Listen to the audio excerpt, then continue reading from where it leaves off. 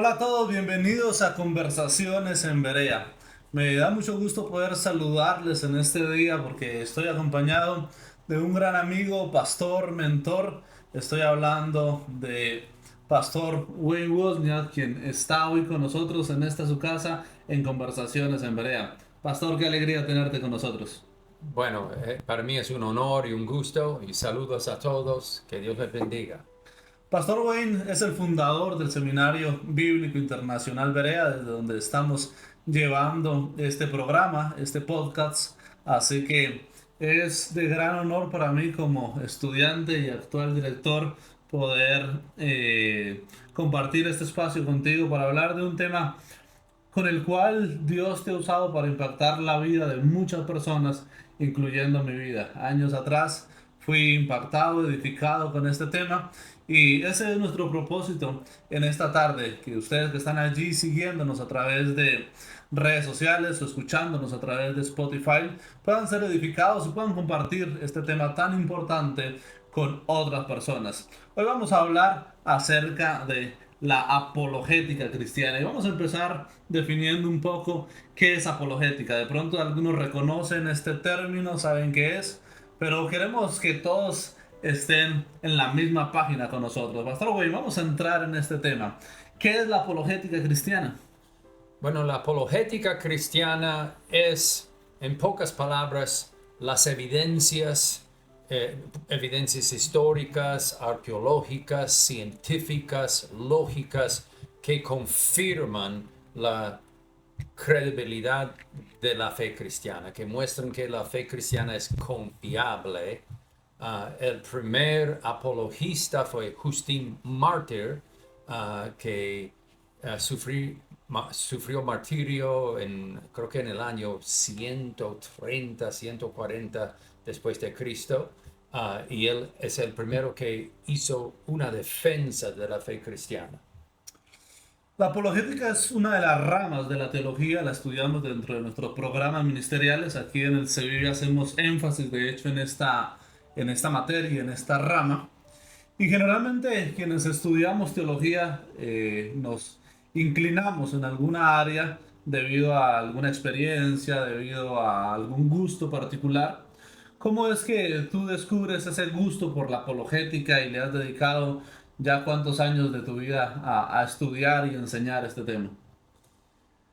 Bueno, yo fui ateo durante mi adolescencia, desde los 13 años hasta los 19 años, y siendo ateo quería ser un arqueólogo y estaba estudiando en la universidad con deseo y tomando clases de orígenes de los humanos, varias clases basado en la evolución, y yo fui un evolucionista bien firme.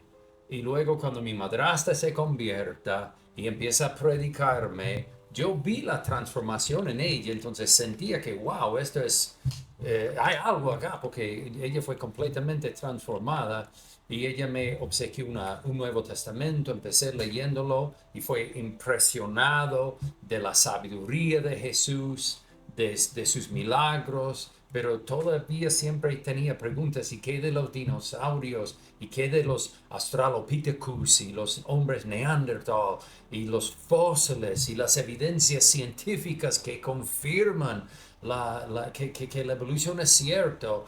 Y entonces, al fin y al cabo, seguía leyendo la Biblia, Dios estaba tocándome y yo me convertí a Cristo, pero cuando me convertí con casi 20 años de edad, yo no sabía que había evidencias. Yo pensé que la conversión era por fe, una fe ciega, y por una fe ciega tenía que aceptar la Biblia y decir, no, yo creo en la Biblia, y aunque las evidencias científicas decían otra cosa, no, yo te rechazo, te reprendo, yo acepto la Biblia. Y yo hacía eso los primeros meses en el Evangelio, y yo no sabía que había evidencias. Y luego en una de mis clases en el seminario tocaron algunas de esas evidencias que confirman la credibilidad de la Biblia.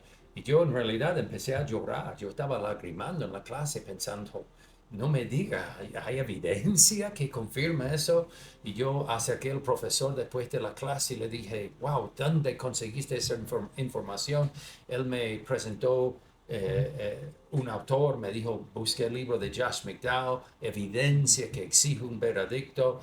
Lo compré aquel mismo día y empecé leyéndolo y me enamoré, me enamoré a la primera vista de la apologética porque me di cuenta que mi fe no es una fe ciega, no tengo que apagar mi cerebro cuando entro en la iglesia. Puedo creer en la Biblia con una inteligencia, lógico y bueno, desde ahí en adelante he dedicado prácticamente los próximos 43 años de mi vida Wow. estudiando la apologética. Una de las cosas importantes que debemos tener en cuenta con la apologética es que aunque es tan pero tan necesaria en medio del pueblo cristiano, a veces es un poco desconocida. Por eso yo admiro mucho tu trabajo cuando visitas una iglesia y enseñas sobre la apologética. Uno puede ver la cara principalmente de los jóvenes que están siendo enseñados en los colegios y universidades con postulados no solamente evolucionistas, sino de muchas otras corrientes que van en contra de la Biblia, cómo sus rostros empiezan a cambiar, así como tu experiencia y como también fue parte de mi experiencia al ver que hay evidencias. Durante este proceso que has llevado de más de 40 años enseñando apologética, los últimos años has venido escribiendo algunos libros. ¿Cuántos libros has escrito al momento sobre apologética? Dos libros sobre bueno, una rama de la apologética, el creacionismo más bien. El creacionismo. Y uno de esos libros lo tenemos aquí precisamente en la mesa. Ese libro se llama Inexplicable. Háblanos un poquito acerca de este libro, cómo nació ese libro, de qué trata Inexplicable. Bueno, el libro es en realidad el segundo tomo del primer libro, que se llama Infranqueable, que se trata de las brechas incruzables que la evolución no puede cruzar. Y los dos libros nacieron en realidad de una cita que yo tuve con un podólogo hace 30 años atrás. El podólogo estaba quitando un callo de mi pie y él me preguntó, ¿sabe por qué nos salen los callos? Y yo, no sé. Y me dijo, es por la evolución. Y yo, ¿qué? La evolución, sí. Que cuando nuestro pie evolucionó del pie simio, evolucionó para no usar zapatos. Pero nuestro cerebro evolucionó del simio y nos dio la inteligencia para fabricar zapatos y entonces el cerebro evolucionó para crear zapatos, pero el pie no evolucionó para usar zapatos, entonces nos salen los callos. Y él me dijo que es por la evolución. Y yo le dije, bueno, para mí es difícil creer eso. Y él había leído una tarjeta que yo había llenado que decía que yo era pastor y tenía tantos años. Y él me dijo, bueno, yo sé que tú eres pastor, entonces tú tienes que creer la Biblia, pero tiene que ser honesto. Si cerramos la Biblia y consideramos las evidencias científicas, las evidencias confirman la realidad de la evolución. Y me sentía pena, wow, qué pena que él cree eso, pero me siento más pena que hay mucha gente, la gran mayoría que lo creen, y más pena todavía que hasta en la iglesia hay hermanos que piensan así, que wow, las evidencias están en contra de la Biblia, las evidencias científicas que confirman la evolución, y nada pudiera ser más lejos de la verdad. Cuando uno estudia las evidencias científicas, sea los fósiles, sea la biología, sea la química, la física, todas las evidencias confirman que hay un Dios creador. Entonces así nació el libro. Y este libro se trata de 10 maravillas de la creación que la evolución no puede explicar. Una de las cosas bien especiales de este libro es que es un libro que cualquier persona puede entender. Cualquier joven, incluso un niño. Yo lo he visto con mi hija porque ella está apenas en los primeros años de colegio, pero ya le han hablado de la evolución.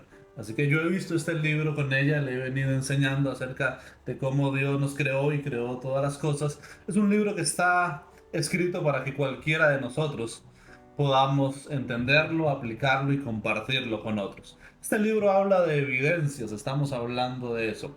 ¿Cuáles son algunas de las evidencias, de tus evidencias favoritas que te gusta enseñar y compartir acerca del creacionismo? Bueno, algunos de mis favoritos son los viajes migratorios que hacen algunos de los animales, que impresionante, algunas aves que vuelan hasta 11.000 kilómetros. ah, Hay uno que vuele 11.000 kilómetros sin escala, desde Alaska hasta Nueva Zelanda, y los padres dejan las crías atrás y hacen el viaje, y unas 2 semanas después sus crías, sin guía, sin mapa, hacen el viaje desconocido, más de 11.000 kilómetros sin escala. Y la evolución no puede explicar cómo pudo evolucionar eso, porque cuando estás viajando, cruzando el mar sin escala, o llegas o no, no puedes casi llegar y ir evolucionando, no, o llegas o no. Eh, las mariposas, las metamorfosis impresionantes que hacen las mariposas. Y yo he leído los libros de la evolución y todos dicen, wow, es una maravilla de la evolución, pero nunca explican cómo pudo evolucionar este metamorfosis en un proceso paso a paso, como indica Darwin. Es una imposibilidad. Uno de mis capítulos favoritos en este libro se trata de la evolución del huevo, ah, el huevo reptil, porque todos los evolucionistas, 100% de ellos, creen que el reptil evolucionó del anfibio. Entonces, obviamente, el huevo reptil tuvo que evolucionar del huevo anfibio. Pero cuando comparamos el huevo anfibio con el huevo reptil tiene unos cuantos órganos que el huevo anfibio no tiene. El huevo anfibio no tiene un saco de yema. El huevo anfibio sí. ¿De dónde vino ese saco de yema?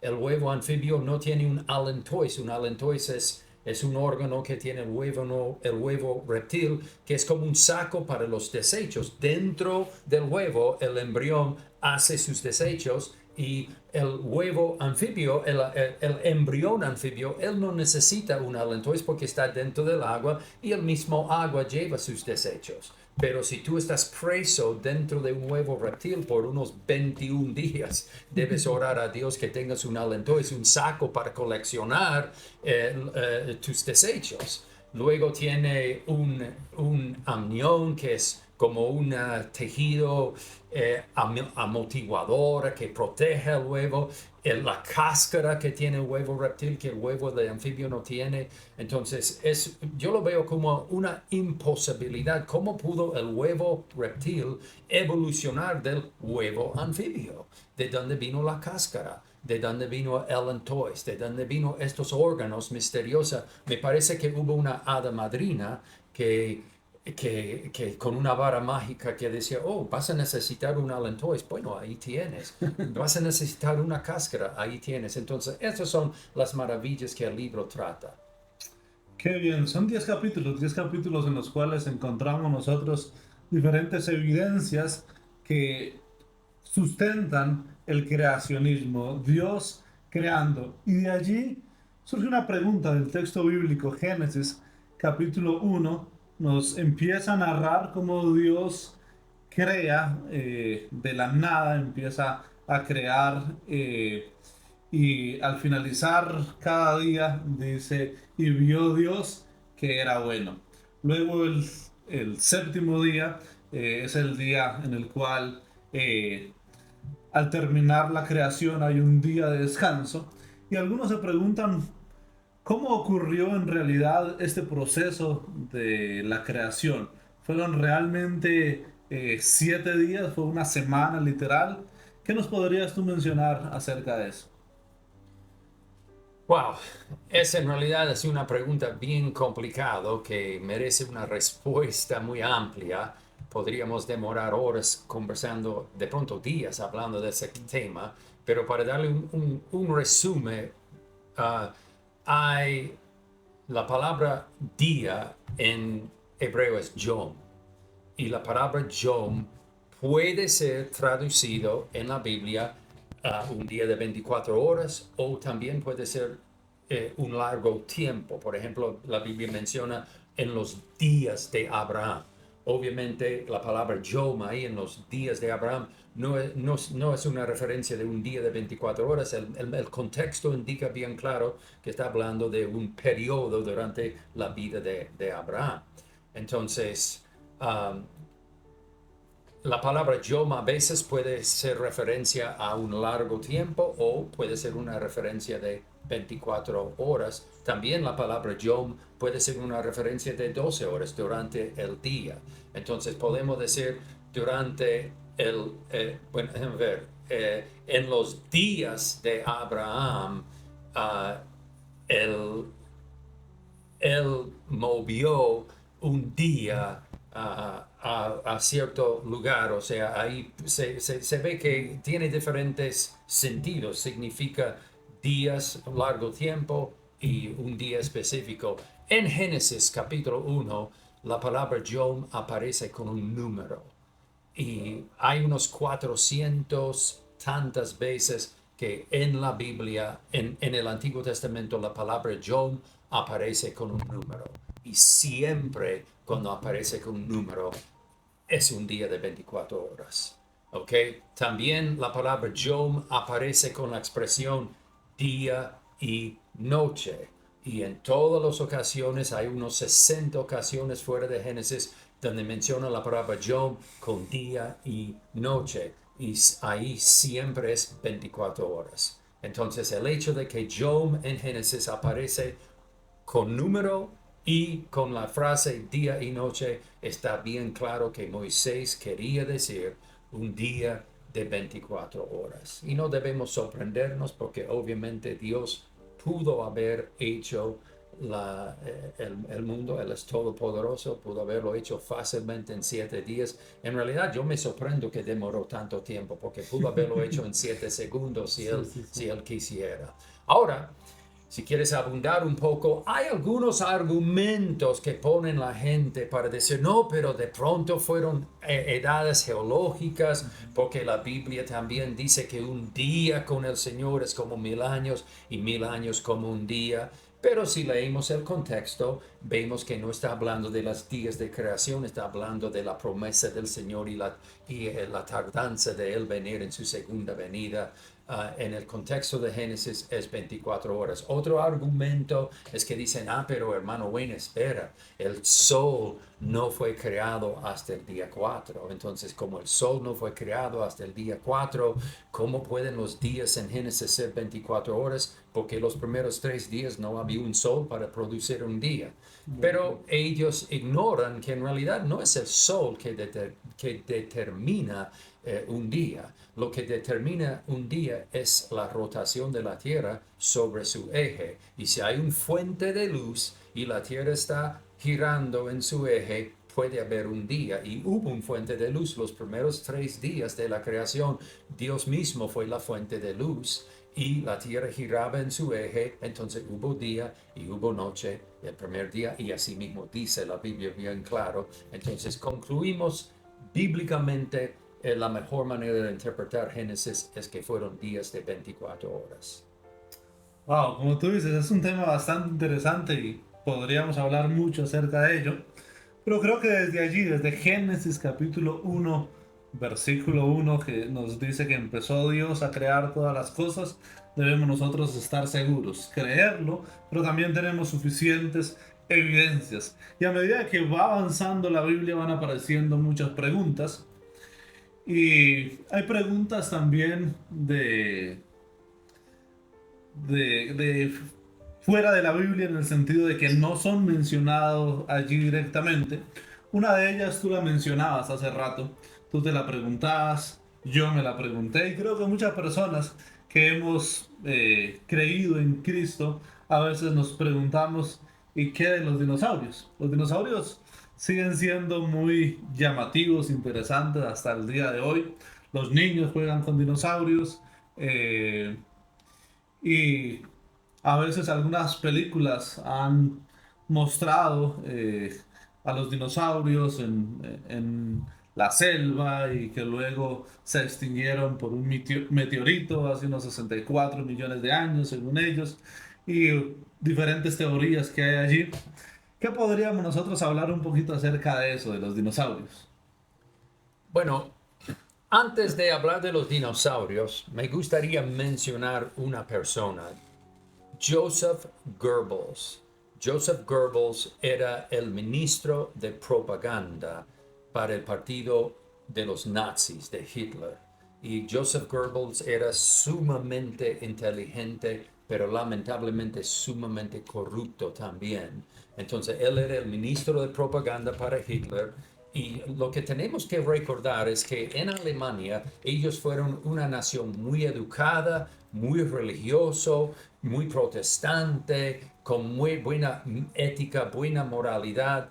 Y Joseph Goebbels convenció el pueblo de Alemania matar 6 millones de judíos. Y debemos preguntar cómo fue que él convenció los alemanes que eran educados, que eran religiosos, cómo que él lo hizo. Lo hizo con esta filosofía. Y él lo dijo bien claro. Cuenta una mentira, repítalo suficiente y la gente van a creerlo. Y Joseph Goebbels empezó a publicar en todas partes de Alemania, los judíos son malos. Es por la culpa de los judíos que Alemania está en problemas. Es por los judíos que la economía no está estable. Tenemos que eliminar los judíos. Si eliminamos los judíos, todo va a mejorar. Y él contó la mentira y repetía la mentira y repetía la mentira y el pueblo de Alemania empezó a creerlo y colaboraban con Hitler en matar 6 millones de judíos. ¿Qué tiene que ver eso con los dinosaurios? Yo creo que es la misma filosofía que están usando los medios de hoy en día. Están usando todos los medios, los programas, las películas, las revistas, los textos, las universidades, para repetir la mentira. Los dinosaurios evolucionaron. Los dinosaurios vivían hace millones y millones de años. Los dinosaurios se extinguieron hace 65 millones de años y lamentablemente hasta la iglesia ha creído la mentira. Pero hermanos, hay mucha evidencia científica que muestra que los dinosaurios no vivían hace 65 millones de años. Una de las evidencias más fuertes es el carbono 14. Mucha gente no sabe que el carbono 14 tiene una fecha de vencimiento. Cuando un animal muere, él tiene carbono 14 en su cuerpo y poco a poco, mientras que él se descompone, el carbono, los átomos de carbono vuelvan a la atmósfera. Y según los científicos, no según yo, según los mismos científicos, dentro de 100,000 años ya no hay átomos de carbono 14. Ya han desaparecido todo el carbono del cuerpo dentro de 100,000 años. O sea, podemos decir el carbono 14 tiene una fecha de vencimiento de 100,000 años. Y recién los científicos empezaban a hacer análisis de los fósiles, de los huesos de los dinosaurios y han descubierto que los fósiles de los dinosaurios tienen carbono 14. Todavía tienen átomos de carbono 14. Usted puede buscarlo por Google y ver una lista de más de 50 diferentes dinosaurios con carbono 14 en sus huesos. Todavía una clara indicación que tienen menos de 100,000 años. Entonces, ¿cómo puede ser que se extinguieron hace 65 millones de años si todavía tienen carbono 14? Entonces, y en los dinosaurios no vemos ninguna pista, ninguna evidencia de que evolucionaron de un ancestro no dinosaurio. Los evolucionistas nos dicen que evolucionaron de un arqueosaurio, perdóname si lo digo mal, arqueosauro, y pero no hay ni un solo animal transicional uniendo el tiranosaurio con el arqueosauro o el brachiosauro con el arqueosauro. Todos los libros dicen, mira cómo evolucionan, pero no pueden proveer los eslabones entre el reptil ancestro y los dinosaurios. Y también los dinosaurios muestran, como cualquier animal, señales de diseño. Leímos los artículos escritos por los mismos evolucionistas y ellos dicen el brachiosauro fue diseñado como por un experto ingeniero porque tiene sistemas de huesos huecos donde tenemos máxima peso con máxima fuerza con mínima peso, y ellos mismos dicen, wow, parece que fue diseñado. Obviamente fue diseñado por un Dios creador durante los 6 días de la creación. Creo que es un tema muy interesante y bueno, podríamos profundizar mucho en cada uno de ellos, pero vamos a dejar para que sean aquellos interesados, especialmente aquellos jóvenes que quieren aprender a cómo defender su fe y quieren aprender también a fundamentarse cada día más con evidencias bíblicas, teológicas, científicas, como lo estás mencionando, para hacer una invitación, y es que vengan al Se Vive, y aquí vamos a tener tiempos bien especiales para hablar acerca de la apologética. Estamos ya casi llegando al final de este episodio, al final de este podcast, y queremos hacer un par de cosas antes de finalizar. La primera es que queremos contarles que como estamos cerca de Navidad, queremos hacer prácticamente un regalo. Y es que este libro de Pastor Wayne, Inexplicable, para quienes están aquí en Colombia, lo vamos a enviar a sus casas por un precio mínimo, un precio módico, solamente 35,000 pesos, incluyendo el envío. Ustedes me escriben, vamos a dejar allí mi número de contacto y tenemos en realidad pocas unidades, así que quienes lo deseen, escriban pronto allí en los comentarios un mensaje en el interno, también por el WhatsApp, y se lo haremos llegar a su casa. Eso es lo primero, tenemos un regalo para aquellos seguidores que están allí en Conversaciones en Berea. Y antes de cerrar el episodio, quiero, Pastor Wayne, que nos animes de dos formas. Por un lado, nos animes a estudiar apologética desde nuestros hogares, leyendo algunos libros, no sé de pronto qué nos puedas recomendar. Y lo segundo, y aún más especial, es que quiero que seas tú mismo, como fundador junto con tu esposa de este seminario, y que Dios colocó hace años en sus corazones la visión de venir a levantar un seminario aquí en Colombia, y tantas personas hemos sido bendecidos con ello, que seas haciendo una invitación para que en el 2024 se puedan unir a esta familia para estudiar y prepararse para servir en el reino de Dios. Muy bien. Me va a disculpar, pero me olvidé la primera punto. No hay problema. Bueno, primero vamos a animar a nuestros amigos, a nuestros oyentes para estudiar un poco más de apologética. Ok, muy bien. Bueno, han hecho estudios de los jóvenes criados en hogares cristianos y según las estadísticas, 80% de los jóvenes criados en hogares cristianos cuando llegan a la universidad se apartan de la fe. Ahí yo veo la importancia de la apologética, porque yo creo que la razón principal es que ellos no conocen la apologética y no saben defender la fe cristiana, y sus profesores en la universidad le ofrecen argumentos que suenan muy lógicos, que suenan muy atractivos, y ellos son engañados y caen en los ganchos de la evolución y el ateísmo. Entonces, para mí la apologética es sumamente importante y yo les animo, cualquier que es padre, aprenda la apologética para que pueda responder a las preguntas sinceras que tienen sus hijos acerca de la fe cristiana, que pueden presentar los argumentos a favor. Y para mí el mejor libro que usted puede leer Un buen empiezo es el caso de Cristo. El caso de Cristo fue escrito por Lee Strobel, alguien que fue un ateo. Luego su esposa se convirtió, ella empezó a predicarle, él estaba como maleta con su esposa constante, dejando folletos en el baño, revistas en la cocina, Biblia abierta en la mesa, en la sala. Él decidió, yo voy a investigar esta fe cristiana con el fin de callar a mi esposa, con el fin de mostrarle que ella está equivocada. Y él investigó las evidencias y se convirtió en el proceso. Y escribió ese libro, El caso de Cristo, donde él presenta argumentos. Y lo bueno de Lee Strobel es que él era periodista, entonces sabe escribir en una manera sumamente interesante. El libro te va a cautivar, vas a empezar a leerlo y no vas a querer dejarlo.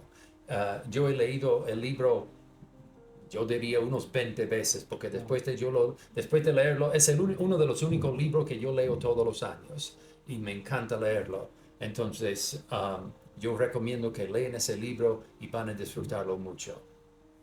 Ok, también lo recomiendo. También he leído El caso del Cristo varias veces y es tremendo libro para fortalecer nuestra fe cristiana.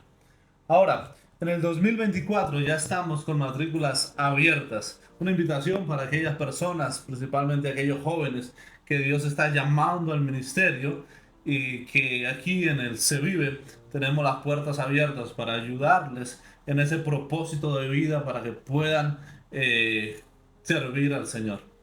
Muy bien. Primero me gustaría corregir algo. En realidad, el nacer de este seminario no nació en nosotros. Ese seminario fue concebido en la mente del supervisor Arturo Mendieta y Víctor Pagán, que era el superintendente de Sudamérica. Ellos estaban conversando un día y el hermano Arturo preguntó a Víctor Pagán por qué Colombia no puede tener un seminario residencial como tiene Perú, como tiene Ecuador. ¿Por qué nosotros no podemos tener nuestro seminario? Y ahí nació la idea, y luego Víctor Pagán, que era el superintendente, habló con Phyllis y yo, porque él vio el seminario que habíamos levantado en Perú y nos preguntó, hermano Wayne, ¿usted y su esposa estarían dispuestos de ir a Colombia y levantar un seminario allá como han hecho en Perú? Entonces, a mí me gustaría honrar el hermano Arturo Mendieta, Víctor Pagán, que tuvieron la idea y luego Dios tocó a nosotros para venir y hacerlo. Y yo animo a cualquier joven que se siente un llamado al ministerio. Hay muchos programas en los cuales tú puedes estudiar, pero nada se compara con un programa residencial, donde estás pasando horas diario en la salón de clase, horas diario en la biblioteca, viviendo con profesores que están radicando acá durante las semanas de clase, teniendo diálogos, prácticas con ellos, aprendiendo, aún en el pabellón, aprendiendo a manejar conflictos, ministrar a otros, indiscutiblemente el mejor lugar para un futuro ministro prepararse es en un programa residencial. Si tienes el llamado de Dios en su vida, vengas al seminario y prepárate. Así es, estamos en matrículas abiertas. El 2024 confiamos que va a ser un año muy especial. Vamos a estar de celebración en el 2024 y vamos a seguir creciendo con la ayuda de nuestro buen Dios. Gracias también a todos los que han estado allí acompañándonos en este programa. Un saludo muy especial a nuestros profesores como Pastor Arturo Mendieta, que acaba de mencionar, y otros tantos que hemos tenido la oportunidad de tener con nosotros este año, y con muchos de ellos hemos tenido la posibilidad de grabar un programa de estos que están allí en Facebook, en YouTube, también en Spotify. Les animamos para que vayan y revisen y vean algunos de los programas anteriores que hemos tenido la oportunidad de compartir con ustedes. Estamos ya próximos a salir a nuestro tiempo de vacaciones de fin de año de este año 2023, pero Conversaciones en Berea va a continuar y va a continuar con invitados muy especiales, así que les animamos e invitamos para que estén allí pendientes en nuestras redes sociales. Una vez más, Pastor Wayne, muchas, pero muchas gracias por lo que eres, por lo que haces. Gracias por el amor a tantas personas aquí en Colombia. Y confío en Dios, nos dé la oportunidad de estar nuevamente sentados en esta mesa para volver a hablar acerca de un buen tema como el que hemos llevado en este día, la apologética cristiana, el creacionismo. Gracias, Pastor Boy. Amén. Y muchas gracias por la oportunidad. A todos ustedes, Dios les bendiga. Un abrazo.